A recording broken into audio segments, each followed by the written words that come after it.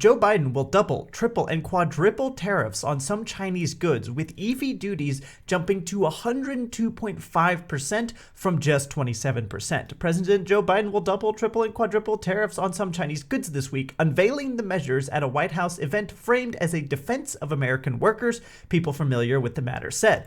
Biden will hike or add tariffs in key sectors after nearly 2 years of review. The total tariff on Chinese electronic vehicles will rise to 102.5% from 27%, the People said, speaking on the condition of anonymity ahead of the announcement. Others will double or triple in target industries, though the scope remains unclear. So the White House is raising tariffs against China to try and keep cheap products, and specifically EVs, out of the United States market. Which of course begs the question, why? What's the point and who benefits? Financial Times did an article on this and said this: the sharp rise in the levies comes amid mounting concern that China could flood the U.S. market with cheap EVs, threatening the American car industry. President Joe Biden has taken several actions in recent months to convince union members in swing states that he will protect jobs. The Biden administration has for 3 years been reviewing tariffs that President Donald Trump put on imports from China as part of the trade war he launched in 2018.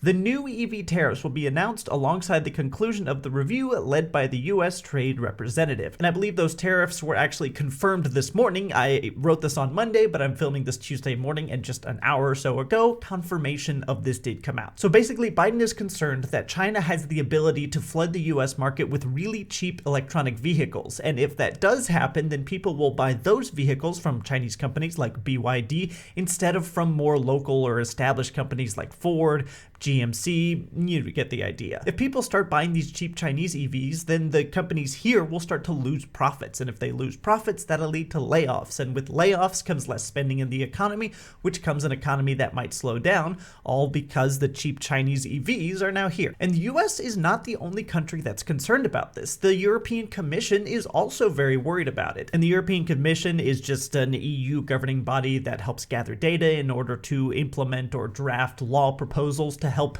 benefit the EU economy. And under their purview is things like recommending tariffs. Anyway, so they launched an investigation into China with this formal announcement back in October. The European Commission has formally launched today an anti-subsidy investigation into the imports of battery electronic vehicles from China. The investigation will first determine whether BEV value chains in China benefit from illegal subsidization and whether this subsidization causes or threatens to cause injury to the EU BEV producers. Should both prove true, the investigation will examine the likely consequences and impact of measures on importers, users, and consumers of battery electronic vehicles in the EU. Based on the investigation's findings, the Commission will establish whether it is in the EU's interest to remedy the effects of unfair trade practices found by imposing anti-subsidy duties on imports of battery electric vehicles from China. Also, if you enjoy this kind of finance, business news, and updates, I post 3 to 5 times a week, and I would love a subscription. So, a large part of the world's dominant economies are concerned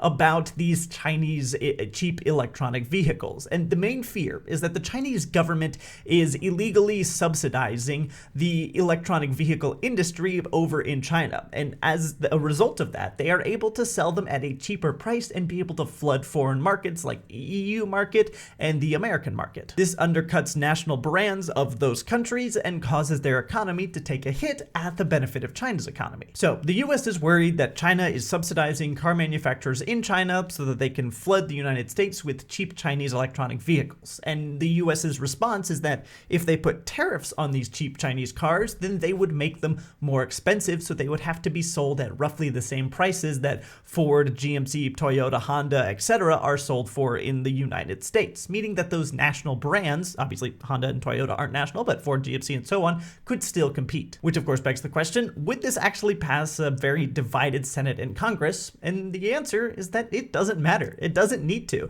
As you can see here, the executive branch can kind of do whatever they want with tariffs. The executive branch has continued to exercise a level of authority over tariffs in the past few decades. In 1962, President Kennedy signed into law the Trade Expansion Act, which allows the president to adjust tariffs based on threats to national security under Section 232. This is the authority under which President Trump imposed tariffs on steel and aluminum, which have had a vast vast impact on some of the US's biggest trading partners and many US industries. Since the beginning of the year, there have also been bipartisan efforts in Congress to try and regain some of the power that was delegated to the executive branch to regulate trade. And President Biden has deemed this a national security risk, like he has with things like TikTok, and is using his executive power under this national security risk section of Section 232 and imposing higher tariffs. So if Biden wants to go through with this, and again, as of this morning, about an hour and a half ago, he already has, then nobody has to really agree with him. He can do it unilaterally. Now, the impact of this could be pretty interesting because China buys US goods as well, and you can bet if the US imposes higher tariffs on China, China is going to impose higher tariffs right back. And in fact,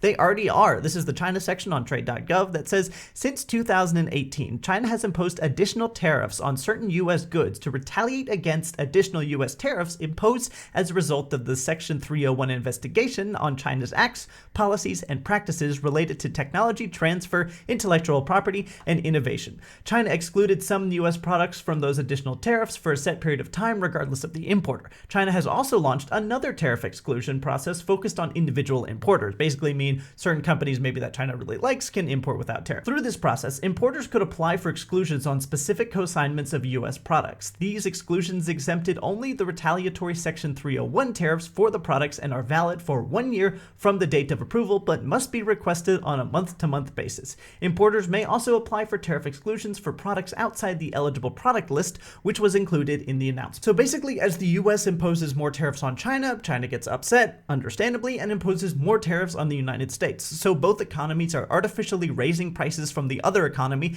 and that basically leads to higher prices for everyone involved within both countries. And this trade war is actually having a measurable impact in terms of revenue lost because of cheaper goods, and also jobs lost because companies aren't able to grow as fast because they're importing those cheaper goods. And Reuters actually did a pretty good summary of an investigation into this very thing with the lost jobs and lost revenue. U.S. China war has cost up to 245,000 U.S. jobs, Business Study Group says. U.S. President Donald Trump's trade war with China has caused a peak loss of 245,000 jobs, but a gradual scaling back of tariffs on both sides would boost growth and lead to an additional 135,000 jobs by 2025. A study commissioned by the US-based China Council shows.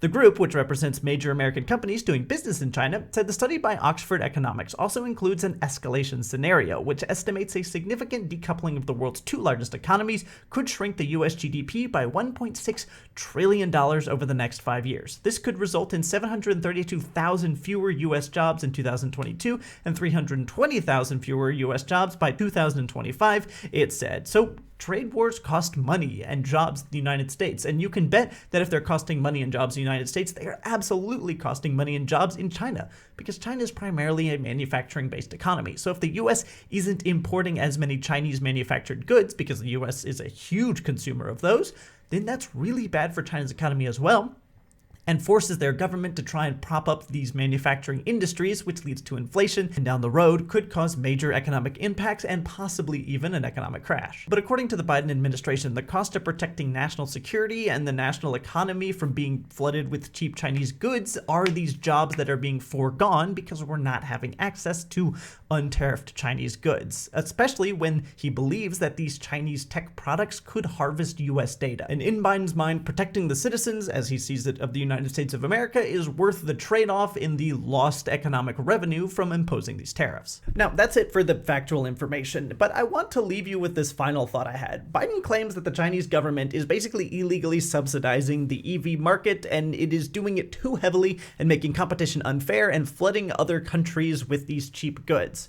And I could be wrong about this, but off the top of my head, that seems like exactly what the United States is doing with the CHIPS Act. For those of you unaware, this is the CHIPS Act. The CHIPS and Science Act is a U.S. federal statute enacted by the 117th United States Congress and signed into law by President Joe Biden on August 9, 2022. The act authorizes roughly $280 billion in new funding to boost domestic research and manufacturing of semiconductors in the United States, for which it appropriates $52.7 billion. The act also includes $39 billion in subsidies for chip manufacturing on U.S. soil, along with a 25% investment tax credit for costs of manufacturing equipment and $13 billion for semiconductor research and workforce training, with the dual aim of strengthening the U.S. supply chain resilience and countering China. And then it also goes into a bunch of other things that it funds and so on and so forth. But I think the CHIPS Act is actually a good idea, and it's doing a lot of good already, specifically in Phoenix, Arizona, and there are billions and billions of dollars invested by